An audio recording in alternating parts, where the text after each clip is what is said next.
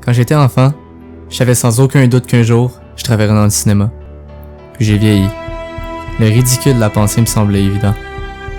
Mais Jim Carrey a un jour dit « Vous pouvez échouer en faisant quelque chose que vous n'aimez pas, alors autant tenter de faire quelque chose que vous aimez. » Ces paroles, je les entends chaque matin en me réveillant. Alors je vous tends la main. Visez l'impossible avec moi.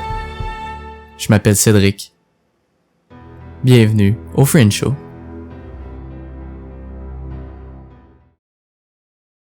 Salut à tous et à toutes, bienvenue à la première émission du Fringe Show. Aujourd'hui, pour commencer, je voulais vous expliquer un peu d'où venait l'émission. Ça a commencé un petit peu, l'idée a commencé à germer quand j'ai commencé à m'équiper en matériel. Un bon ordi que je me suis monté pièce par pièce, une bonne caméra, un microphone, j'avais rien avant. Donc c'est sûr que le fait d'avoir l'équipement, ça donne envie de faire des projets. C'est d'ailleurs ça qui a été un peu l'élément déclencheur. Quand j'ai eu mon équipement, on a commencé à tourner Honest Used Car Reviews, qui est un projet d'un ami sur des voitures usagées qu'on retrouve sur la route à tous les jours. Il a commencé à s'équiper lui aussi, donc là-dessus il était un peu plus autonome, mais ça a quand même été l'élément déclencheur pour nous deux, je crois. Puis ça fait quand même un petit moment que je pense à un podcast, parce qu'on m'a souvent dit dans la vie que j'ai une grande gueule. Je parle beaucoup, il y a des gens qui me détestent pour ça, il y en a qui m'aiment pour ça. Je fais des efforts quand même, depuis un an ou deux, j'essaie de faire attention. Des fois, c'est bon de savoir quand parler, mais c'est aussi bon de savoir quand se taire. Et c'est pour ça que pour moi, l'idée d'un podcast est intéressante. J'ai juste à déblatérer ce que j'aime, ce qui me fait triper dans la vie, mes passions, mes intérêts, mes projets. Puis c'est pas mal ça l'idée. Donc ça a commencé à germer, mais ça a vraiment pris forme, et d'où le titre de l'émission « Merci Kevin Smith ». Grâce à Kevin Smith. Premièrement, j'ai commencé à écouter des podcasts quand j'écoutais Hollywood Babylon avec Kevin Smith justement, qui parle de l'actualité du cinéma, puis il finit toujours par divaguer un peu, mais c'est toujours intéressant, ça me fait toujours rire. Puis je suis allé voir Kevin Smith, il a fait un Q&A il y a 2 semaines pendant la fin de semaine du Comic-Con. Et non seulement lui il suggère de faire des podcasts, mais ce que j'ai aimé c'est un Q&A, donc le concept question-réponse, les gens posent des questions, il répond, puis des fois il part sur une question, il peut parler puis changer de sujet pendant 30-40 minutes avant de passer au prochain. C'était quand même une belle soirée. J'ai même eu l'occasion de le rencontrer 45 minutes avant le début du Q&A. On était peut-être une vingtaine dans un petit local. Il jasait, prendre une photo. Il est bien smart, le gars.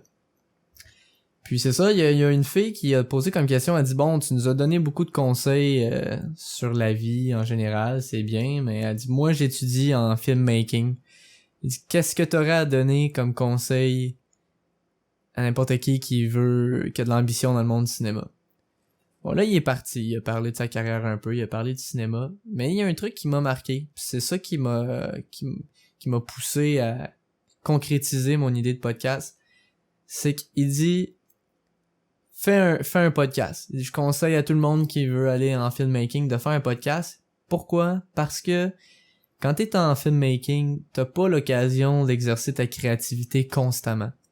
Quand t'as un projet qui dure X nombre de temps, mais entre 2 projets, des fois, il peut y avoir des périodes de quelques semaines, quelques mois, même des fois en termes d'années. Et qui dit le podcast, c'est une bonne façon. Il dit tu peux parler de ce que tu veux, comme tu veux, tu fais ce que t'as envie. C'est une bonne façon d'exercer le muscle de la créativité. Puis il dit profitez-en le temps que c'est encore gratuit. Bon, ça, tant qu'à moi, c'est une façon de parler. L'internet, ça va être dur. Je suis pas un expert, mais après moi, ça va être dur d'imposer des lois et des coûts, mais je comprenais quand même l'arrière de la pensée. Profites-en, t'as juste besoin d'un micro puis d'un programme, puis that's it, sky's the limit. Fait que il en a parlé pendant un petit bout, puis c'est ça qui a commencé à faire pousser l'idée.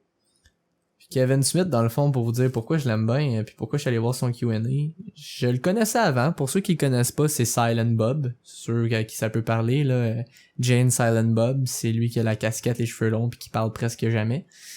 Je le connaissais de nom, Kevin Smith, puis je savais c'était qui à peu près, quelques films qu'il avait fait. Mais je l'ai vraiment découvert l'année passée quand j'étais à Vancouver. J'étais dans un chapters, puis je me cherchais un livre. Je savais vraiment pas quoi prendre. Puis j'ai vu sur la tablette du bas un livre avec la face en gros de Kevin Smith écrit Tough Shit dessus. Puis il était pas cher, on va se le dire aussi. Je regardais, genre, ah ouais, juste 6$ pour ça. Puis je sais qui, tu sais, mais je le connais pas plus qu'il faut. Fait que là, du coup, on va y aller avec ça. Et c'est là que j'ai découvert un réalisateur qui est aujourd'hui un de mes réalisateurs préférés. Je dois mentionner, étonnamment, il y a aucun de ces films qui fait partie de mes films préférés. Je les aime, là. J'aime ces films. Même les plus fuckés, je trouve le moyen de les aimer. Mais c'est vraiment pour le parcours du gars en général, puis l'ensemble de sa carrière qui fait en sorte que c'est un de mes réalisateurs préférés. Puis c'est ça, dans le livre, à un moment donné, il dit un des conseils les plus utiles que j'ai reçus dans ma vie vient de ma sœur. Il dit, ma sœur, un jour, j'y ai dit, je suis revenu du film Slacker de Richard Linklater, puis j'ai dit, je veux être réalisateur, c'est ça que je veux faire dans la vie, je veux faire des films. Elle a dit, pas de trouble, pas de trouble. Elle a dit, arrête de dire que tu veux être réalisateur. Dis-toi que t'es un réalisateur qui a juste pas encore fait de film. Comme il dit, c'est minime, c'est de jouer avec les mots, mais à l'arrière de ça, c'est le mindset qui fait toute la différence.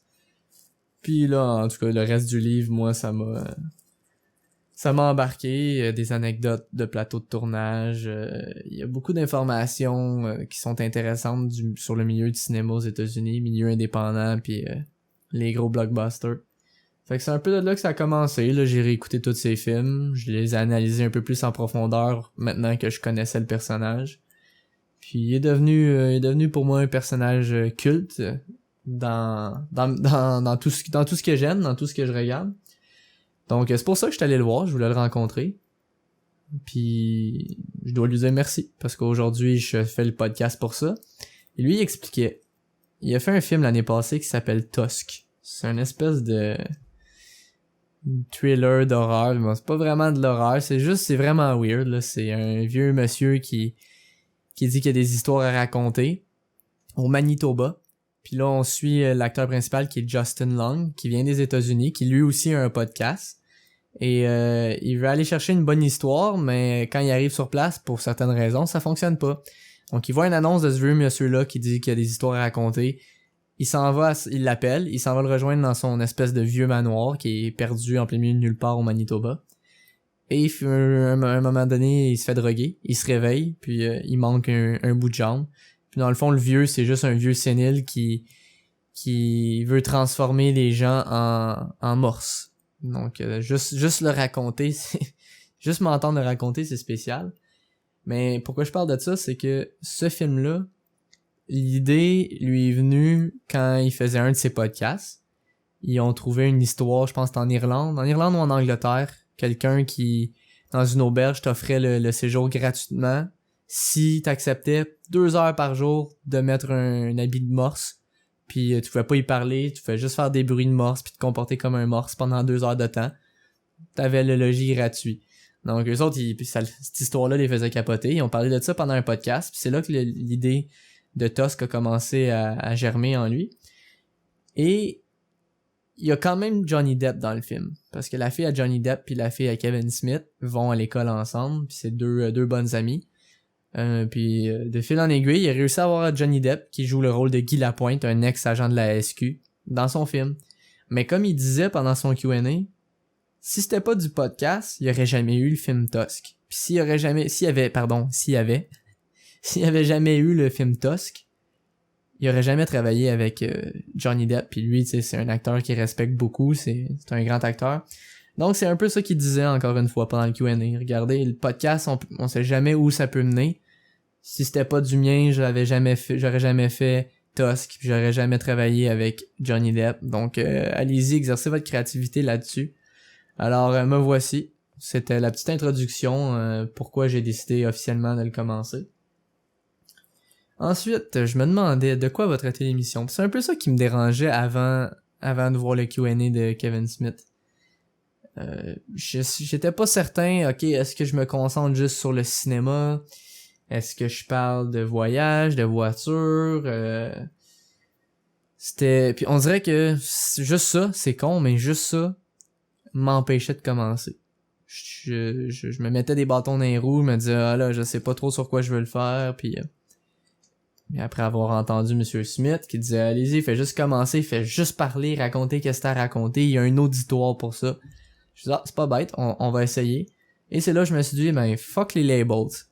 Il y aura pas d'étiquette précise, c'est sûr que ça va souvent revenir au même sujet parce que c'est ce qui fait de moi la personne que je suis, c'est mes intérêts, mes passions. Mes passions, c'est le cinéma, les voyages, les automobiles. Puis c'est pour moi le cinéma c'est quelque chose de très présent dans ma vie, c'est même une de mes ambitions ultimes. Pour prendre les mots à Kevin et pour pas dire n'importe quoi, je suis un producteur qui a juste pas encore produit, mais je travaille là-dessus.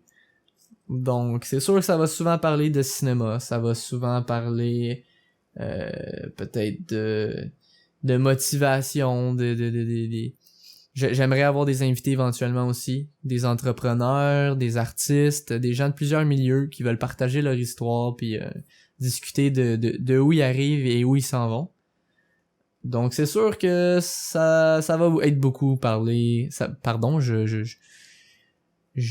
déparle, désolé. Ça va parler beaucoup de cinéma. Bon, on va l'avoir. Mais il y a quand même pas d'étiquette, donc surprenez-vous pas si un jour on parle de quelque chose qui a complètement pas rapport juste parce que ça me tente cette journée-là. Je trouve que c'est justement la beauté du podcast. On dirait que c'est quand j'ai compris ça que ça a fait un déclic dans ma tête. Ah, regarde, let's go, vas-y, parle de ce que t'as envie. Mais c'est sûr que ce que je veux faire par contre, à chaque podcast, pardon, vous voyez, j'ai toujours le mot film en tête. À chaque podcast, je vais faire une critique de film. Des fois, ça peut être des vieux films, mais souvent, ça va être des films que je viens juste de voir. Puis ce soir, ça va être la critique du film Ant-Man, que je viens tout juste d'aller voir au quartier 10-30. Donc, mais avant de commencer avec Ant-Man, rapidement, l'origine, pourquoi Fringe Show? Ça remonte à 2 ans quand même. Quand je suis allé en Irlande, je m'étais parti un petit blog. Je l'ai tenu peut-être 2 mois de temps, mais j'avais appelé ça The Fringe Adventure. Et quand j'avais appelé ça The Fringe Adventure, Fringe venait de l'émission que je regardais beaucoup dans ce temps-là, Fringe. On va pas chercher plus loin, qui est un terme qui désigne un peu tout ce qui est tout ce qui est pas commun, tout ce qui sort de l'ordinaire. Il y aurait sûrement d'autres qualificatifs, mais c'est comme ça que j'aime le voir. Donc j'avais appelé mon blog Fringe Adventure. Puis quand je cherchais un nom pour le podcast, ça m'est juste revenu. Comme c'est un blog que j'avais pas tenu pendant longtemps, que j'ai abandonné pour plusieurs raisons, c'est qu'à un moment donné aussi, le blog de voyage, je trouve ça le fun quand t'es constamment en mouvement. Moi, je me suis trouvé une job à Dublin, je me suis fait une bande d'amis, on sortait souvent. Donc à un moment donné, le blog, j'avais l'impression que tout ce que j'avais à raconter, c'était des résumés de nos soirées. Puis à un moment donné, je peux pas résumer chaque soirée. C'est le fun des fois de se dire que ce qui arrive un soir dans un pub reste à ce soir-là dans ce pub-là. Mais bref, c'est de là que le nom Fringe vient. Je trouvais ça bien de reprendre un peu dans mes racines, dans mes anciens projets. Alors le Fringe Show, parlons de tout et de rien, discutons. Ça devrait être intéressant.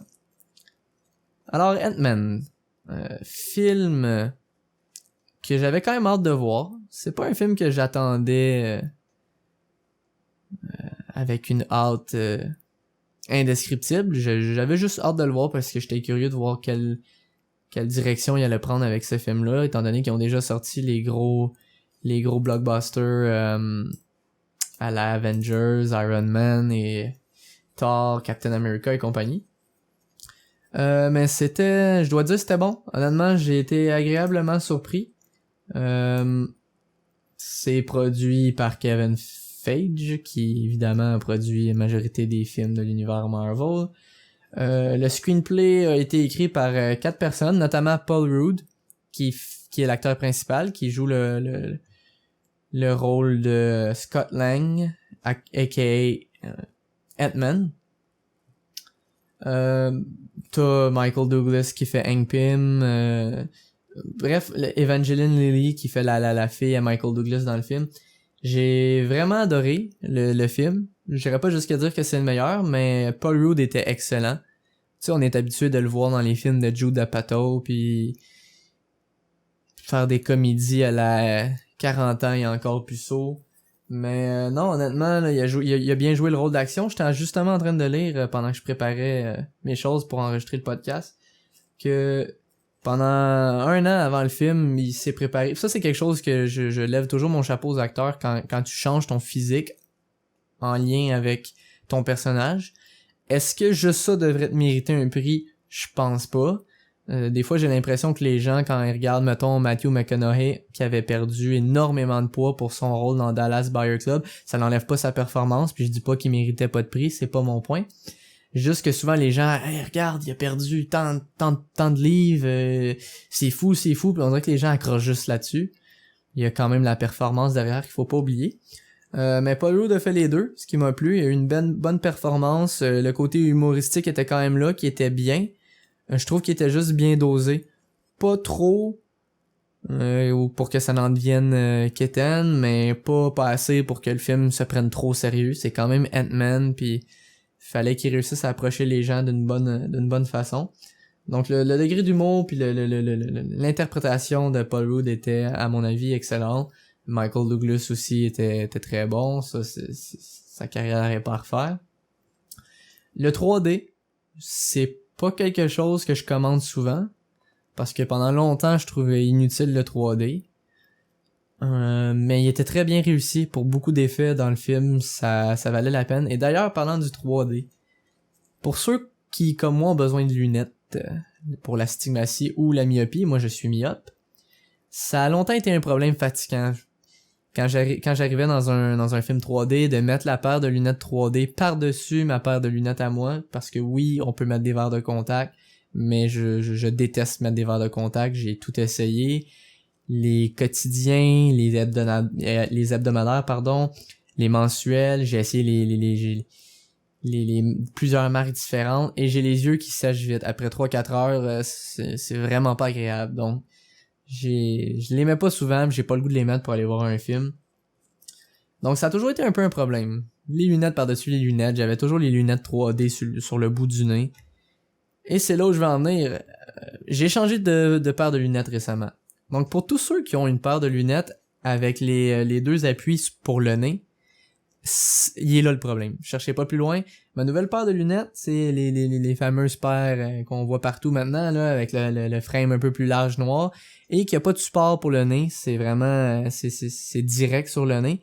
Ce que ça fait, c'est que ça me permet de mettre les lunettes plus hautes sur le nez. Et c'est aujourd'hui, tantôt, que j'ai réalisé ça. Avec les lunettes 3D par-dessus, j'ai beaucoup plus d'espace, beaucoup plus de surface pour appuyer les lunettes 3D, ce qui fait que c'est beaucoup moins fatigant. Puis on s'habitue beaucoup plus vite. Avant, là, avec mon autre paire de lunettes, ça pouvait me prendre les 15 premières minutes du film, là, je fatiguais à cause de ça, puis à un moment donné, je finissais par oublier, puis j'embarquais dans le film. Mais je vous le dis, si vous êtes sur le point de changer de paire de lunettes, des fois, ça peut être ce qui tranche dans la décision. Paire de lunettes sans les petites pins pour le nez, c'est merveilleux pour les lunettes 3D. Donc, bon, ce message-là est fait. Alors, revenons à Ant-Man. Le 3D était bon, le scénario, en même temps, faut dire, je suis pas quelqu'un de difficile. Moi, si le film me divertit, il a fait son travail d'entertainment. Ça fonctionnait avec Ant-Man. Mais j'ai pas trouvé vraiment qu'il y avait de longueur. Même le début, c'est sûr, quand t'expliques un personnage, t'as la mise en situation qui peut prendre un peu plus de temps, mais j'ai trouvé que c'était quand même bien amené. Il y a peut-être juste le méchant. Mais ça, après ça, c'est commun. Je peux pas dire que c'est... Je peux pas accuser le film, mais on dirait souvent que les méchants ont les mêmes ambitions, les mêmes motivations dans leurs actions. Puis en même temps, quand je me dis ça, je me dis dans la vie, c'est quand même vrai que c'est l'argent qui gère le monde et qui fait souvent prendre des mauvaises décisions à de mauvaises personnes. Donc je me dis au final, que ce soit dans la vraie vie ou dans un film, ça change rien. Donc c'est pas très très grave. Mais bref, non, bon job de tout le monde. Je dois parler aussi de Michael Pena, qui fait l'ancien partenaire de cellule à Scott Lang. Chaque mot qui sort de sa bouche, c'est si vous voyez la bande-annonce, il me semble qu'on le voit dans la bande-annonce, c'est le latino, là. Chaque phrase qui sort de sa bouche m'a fait rire. Ce personnage-là était vraiment pas trop. À chaque fois que tu le vois, t'as hâte qu'il dise quelque chose parce que, en tout cas, à mon avis à moi, il était hilarant. Donc, non, c'est ça, c'était un bon film que j'ai apprécié. Si vous allez le voir, oubliez pas de rester à la fin. Il y a 2 scènes dans les crédits. Un à peu près au milieu, une à la fin. Les fameuses credit scenes de Marvel. Puis grosso modo, j'ai bien apprécié. Donc je le conseille à tout le monde. C'est un bon film de Marvel. Marvel, dans les dernières années, m'ont pas trop déçu. Il y a des films que je préfère que d'autres, c'est certain. Mais en général, je suis quand même satisfait. Ceci étant dit, DC revient à la charge. J'imagine que vous avez tous vu cette semaine la bande-annonce, la première vraie bande-annonce de Batman vs Superman et de Suicide Squad. J'attends les deux avec impatience. Je suis quand même curieux. Man of Steel était correct. C'est le scénario qui m'avait pas vraiment impressionné. Mais la bande-annonce de Batman vs Superman, ça m'intéresse vraiment. Puis moi, depuis le début, je laisse la chance au coureur pour Ben Affleck. Concernant Bruce Wayne, je sais que ça peut être un très bon acteur. Je sais qu'il est conscient qu'il a un gros rôle, que les fans... Il sait que les fans étaient pas très contents à l'annonce que ça allait être lui le prochain Bruce Wayne. Donc je me dis, il peut pas scraper ça.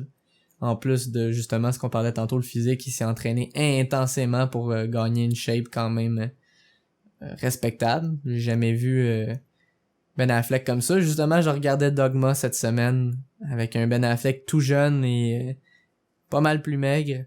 Puis j'arrêtais pas de le regarder en me disant c'est Bruce Wayne, c'est Bruce Wayne, c'est Bruce Wayne. Ça l'ajoutait une autre dimension au film. Mais non, bon, j'ai bien hâte de voir qu'est-ce que ça va donner. Mais ça me fait penser justement, je veux juste revenir à Ant-Man. Ce qui était le fun aussi dans Ant-Man, c'est que des fois quand on regarde certains films de Marvel, on se demande mais sont où les Avengers? Tu sais, il y a un gros problème qui arrive, t'as aucun des Avengers qui est là à part ce personnage-là. Et dans Ant-Man, il y a beaucoup de liens avec les derniers films qui ont été faits, avec les autres personnages, pourquoi ils sont pas là dans le film quand il arrive quand même un problème que s'il est pas contrôlé, peut prendre de l'ampleur puis être dramatique pour la race humaine. Donc il y a ça de bon aussi, les liens étaient bien faits, l'histoire est bien amenée. Puis là, ben je sais que Paul Rudd, il va être dans Civil War, ce qui risque d'être intéressant parce que justement j'ai tellement aimé son personnage, il y a tellement des personnages hauts en couleur dans l'univers de Marvel que de tous les mettre ensemble puis d'inclure Paul Rudd, ça risque juste d'être le fun. On verra bien. Bon, la critique de film est faite, il y en aura d'autres à venir, ça c'est sûr et certain. Je voulais parler d'un truc un peu plus personnel, comme c'est la première émission, on va y aller dans les grandes révélations, si on peut dire ça comme ça. Ou la grande résolution, tiens, on va l'appeler comme ça. La semaine passée, quand je commençais à préparer un peu le podcast, pour plusieurs raisons, on n'ira pas dans les détails, c'est jamais le fun, mais pour plusieurs raisons, j'ai commencé à aimer l'idée d'arrêter de boire.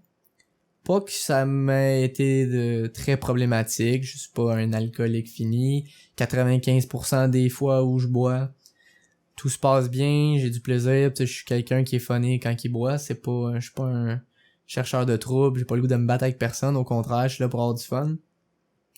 Mais il y a quand même un 5% de trucs désagréables qui sont déjà arrivés dans le passé, dans les 4-5 dernières années.